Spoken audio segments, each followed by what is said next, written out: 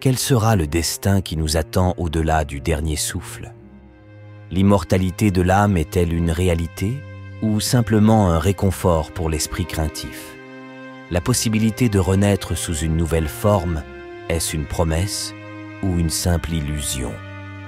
Et qu'en est-il des royaumes éternels de splendeur ou d'ombre, du paradis et de l'enfer? Serons-nous accueillis dans les bras de la bienveillance ou jetés dans les profondeurs du désespoir? Ces énigmes s'entrelacent dans la pensée humaine, tissant le voile mystérieux qui sépare la vie de ceux qui suit. La mort est-elle le point final de l'existence ou juste la porte d'entrée vers une odyssée spirituelle inconnue? Une enquête menée par un réseau de télévision américain a montré qu'environ 80% de la population mondiale croit en la vie après la mort et que l'âme humaine est immortelle.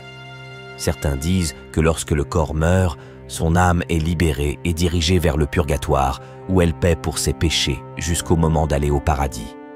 D'autres croient qu'ils se réincarneront dans un autre corps et vivront à nouveau sur terre.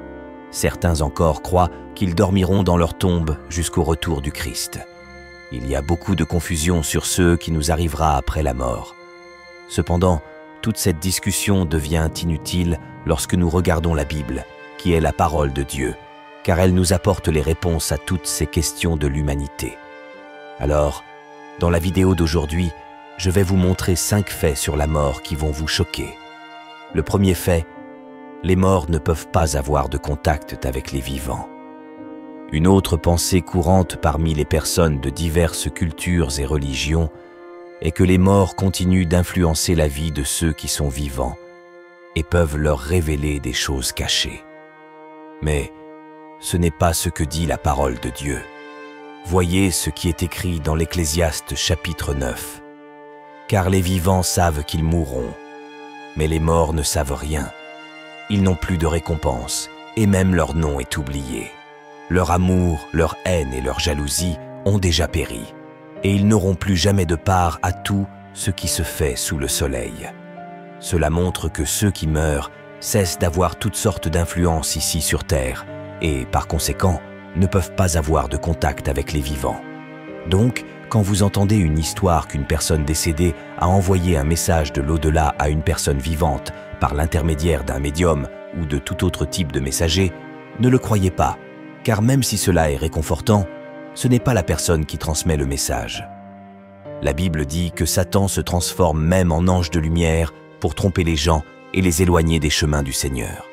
De plus, Jésus a raconté dans la parabole de Lazare et de l'homme riche qu'il y a un grand abîme entre les vivants et les morts, de sorte que nous ne pouvons pas accéder aux morts et qu'ils ne peuvent pas avoir de contact avec nous. Le deuxième fait. Après la mort, notre esprit retourne à Dieu.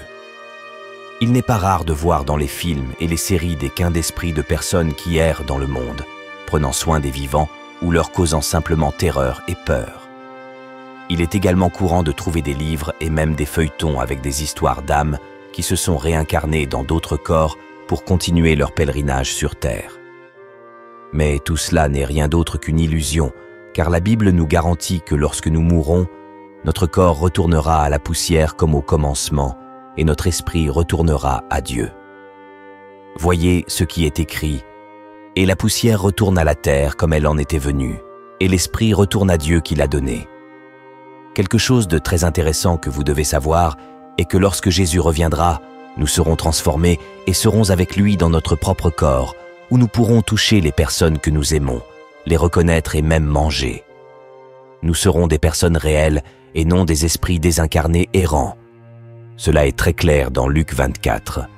La Bible dit qu'après avoir été ressuscité, Jésus est apparu parmi les disciples, et quand ils l'ont vu, ils ont été surpris et ont pensé qu'ils voyaient un esprit. Mais Jésus a dit, « Pourquoi êtes-vous troublés, et pourquoi des doutes surgissent-ils dans vos cœurs? Regardez mes mains et mes pieds, c'est bien moi. Touchez-moi et voyez. Un esprit n'a ni chair ni os, comme vous voyez que j'ai. » Et en disant cela, il leur montra ses mains et ses pieds. Et parce qu'ils ne croyaient toujours pas, à cause de la joie et de l'étonnement, il leur demanda, « Avez-vous ici quelque chose à manger ?» Ils lui donnèrent un morceau de poisson grillé, et il le prit et le mangea en leur présence. Le troisième fait, lorsqu'un chrétien meurt, il va directement en présence de Jésus. Si vous avez déjà donné votre vie à Jésus et l'avez reçu comme votre sauveur, votre âme ira là où est le Christ quand vous mourrez. C'est ce que Christ a dit au voleur qui était crucifié à côté de lui. « Aujourd'hui, tu seras avec moi dans le paradis. » Dans la Bible, le mot « paradis » et aussi l'expression « Saint d'Abraham » que nous lisons dans Luc 16, verset 22, étaient deux expressions utilisées par les Juifs pour symboliser l'état de bonheur et de repos que les fidèles auraient après leur mort. Et dans ce passage du voleur sur la croix, Jésus affirme que cet état de bonheur et de repos est à ses côtés. Dans le livre des Actes, nous lisons également que Étienne, juste avant sa mort, a vu Jésus debout au ciel à la droite de Dieu, prêt à le recevoir. Donc, alors qu'il était lapidé, Étienne a dit « Seigneur Jésus, reçois mon esprit ». C'est l'esprit d'Étienne. Au moment où il a quitté son corps, il est allé en présence de Jésus.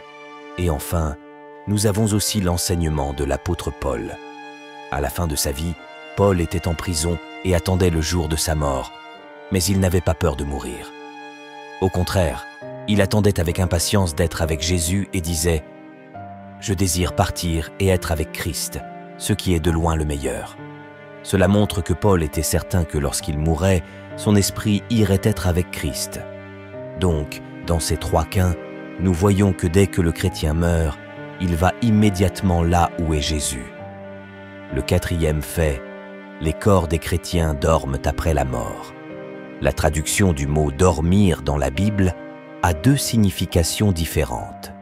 La première se réfère à la période de repos que nous traversons tous quotidiennement, et la seconde se réfère à la mort du corps, comme cela s'est produit avec Lazare, qui a été ressuscité par Jésus 4 jours après sa mort. Voyons ce qui est écrit dans Jean 11. Jésus dit « Notre ami Lazare s'est endormi, mais je vais là pour le réveiller. » Ses disciples répondirent « Seigneur, s'il dort, il se rétablira. » Jésus avait parlé de sa mort, mais ses disciples pensaient qu'il parlait du sommeil naturel. Alors il leur dit clairement « Lazare est mort, et à cause de vous, je me réjouis de n'avoir pas été là, afin que vous croyiez, mais allons vers lui. » Il est important de savoir que le mot « dormir » dans la Bible s'applique uniquement aux chrétiens. Voyons ce qui est écrit dans 1 Thessaloniciens 4. « Frères, nous ne voulons pas que vous soyez dans l'ignorance au sujet de ceux qui s'endorment, afin que vous ne vous affligiez pas comme les autres hommes, qui n'ont pas d'espérance. Nous croyons en effet que Jésus est mort et qu'il est ressuscité. De même aussi ceux qui se sont endormis en Jésus, Dieu les ramènera avec lui. » Les corps des fidèles sont décrits comme dormant dans un langage symbolique très courant dans le Nouveau Testament pour se référer au corps de ceux qui sont morts avant le retour de Jésus, et jamais à l'esprit et à l'âme. La preuve en est dans Matthieu 27, verset 52, qui dit « Les tombeaux s'ouvrirent et les corps de beaucoup de saints qui étaient morts ressuscitèrent. » Ce passage de Thessaloniciens est l'un des plus intrigants et pleins d'espoir que nous trouvons dans la Bible. Il parle directement au cœur de ceux qui ont déjà perdu un être cher et se trouvent hantés par la douleur de la perte. L'apôtre Paul ici n'offre pas seulement du réconfort, il nous présente un aperçu de ce que Dieu a prévu pour l'avenir de ceux qui croient.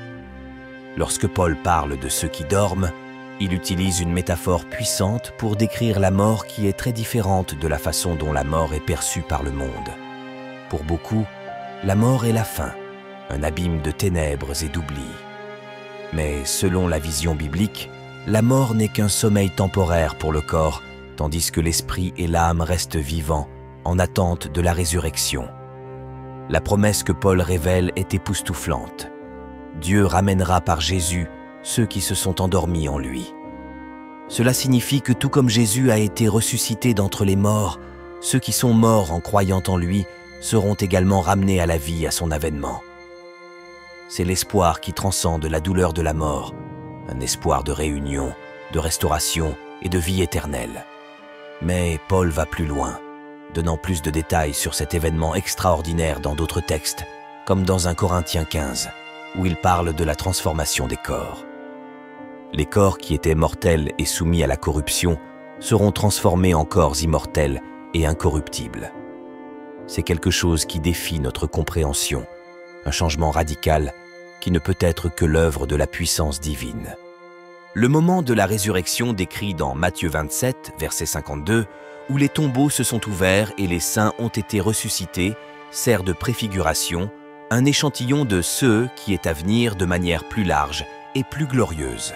C'est une démonstration de la puissance de Dieu sur la mort et une garantie des promesses faites pour l'avenir.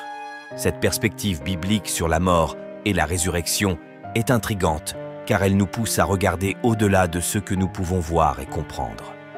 Elle nous invite à faire confiance à des promesses qui surpassent les limites de ce monde. Dans les moments de deuil et de désir, ces paroles apportent réconfort et espoir, nous rappelant que la mort n'est pas la fin pour ceux qui sont en Christ. Ainsi, tandis que nous marchons sur cette terre, même en affrontant la douleur de la perte, nous pouvons nous accrocher à la promesse d'un avenir glorieux. Un avenir où il n'y aura plus de larmes ni de douleur, où la mort sera définitivement vaincue, et où nous pourrons vivre éternellement en présence de Dieu.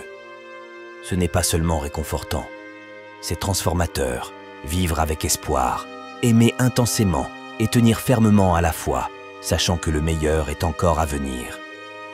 Le cinquième fait, les corps des chrétiens se réveillent au retour de Jésus. Peut-être vous demandez-vous pourquoi nos corps physiques dormiront. Se réveilleront-ils un jour? Selon la Bible, oui. Dans 1 Corinthiens, chapitre 15, il est écrit qu'après le son de la dernière trompette à la fin des temps, les corps physiques de tous les chrétiens qui sont morts ressusciteront un jour. Ils seront transformés et deviendront incorruptibles, et nous vivrons avec Christ et régnerons avec lui dans son royaume ici sur terre. Laissez-moi vous lire ce que l'apôtre Paul a écrit. Écoutez, je vous dis un mystère. Nous ne dormirons pas tous, mais nous serons tous changés. En un instant, en un clin d'œil, à la dernière trompette. Car la trompette sonnera, les morts ressusciteront incorruptibles, et nous serons changés. Il faut en effet que ce qui est corruptible soit revêtu d'incorruptibilité, et que ce qui est mortel soit revêtu d'immortalité. Quand ce qui est corruptible aura revêtu l'incorruptibilité, et que ce qui est mortel aura revêtu l'immortalité, alors la parole qui est écrite s'accomplira. La mort a été engloutie dans la victoire. Ce concept, si bien détaillé par Paul dans 1 Corinthiens, nous conduit à un territoire plein de mystères et d'espoir. C'est l'une de ces vérités qui font de la foi chrétienne non seulement une croyance, mais une aventure épique vers l'inconnu promis par Dieu. Imaginez simplement, un jour, au son d'une trompette céleste, quelque chose d'extraordinaire se produira. Ce n'est pas seulement une scène ordinaire. C'est un événement qui changera le cours de l'histoire. L'idée que nos corps physiques, maintenant vulnérables à la douleur, au vieillissement et à la mort, seront transformés en quelque chose d'incorruptible et d'immortel est pour le moins stupéfiante. Cela signifie que tout ce que nous savons de notre existence est sur le point d'être élevé à un tout autre niveau où la fragilité est remplacée par l'éternité. Et ce n'est pas un conte de fées, c'est une promesse divine. Mais qu'est-ce que cela signifie pour nous aujourd'hui? Tout d'abord, c'est un rappel que la vie est plus que le ici et maintenant. Nos luttes, douleurs, victoires et joies ne sont que le début de l'histoire. L'apôtre Paul nous dit qu'il y aura un grand final, un moment de transformation si radical qu'il sera comme se réveiller d'un profond sommeil pour une nouvelle réalité, une réalité où la mort n'a plus de pouvoir. Cela nous donne également une perspective sur la valeur de la vie et du corps. Dans une culture obsédée par la jeunesse et la beauté, la promesse de la résurrection nous rappelle que notre valeur ne réside pas dans la perfection physique, mais dans ce que nous sommes devant Dieu. Nos corps, bien que destinés à mourir, sont suffisamment importants pour que Dieu en promette la restauration et la transformation. De plus, cette promesse est une invitation à vivre avec espoir. Dans les moments de deuil ou face à la peur de la mort, nous pouvons nous accrocher à la certitude que la mort n'est pas la fin.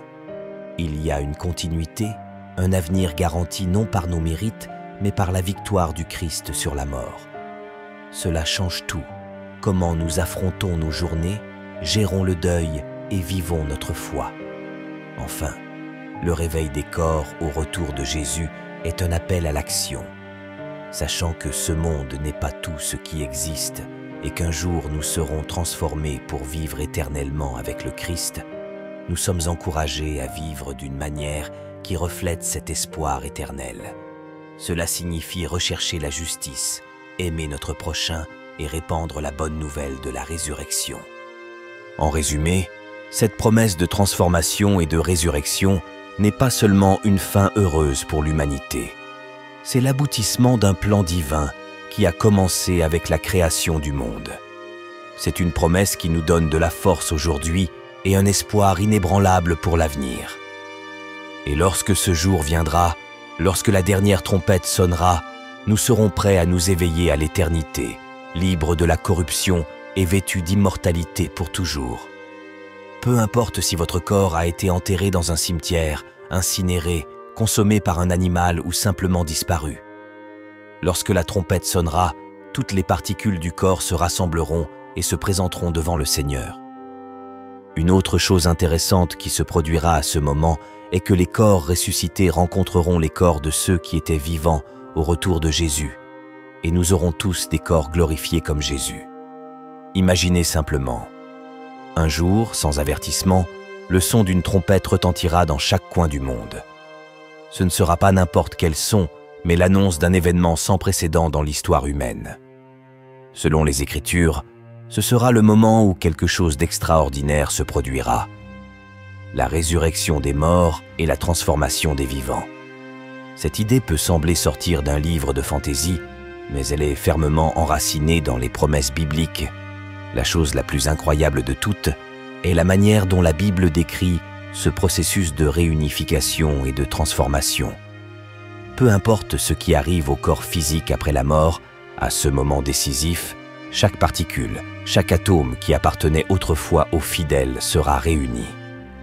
C'est une promesse de restauration totale qui dépasse les limites de ce que nous considérons normalement comme possible.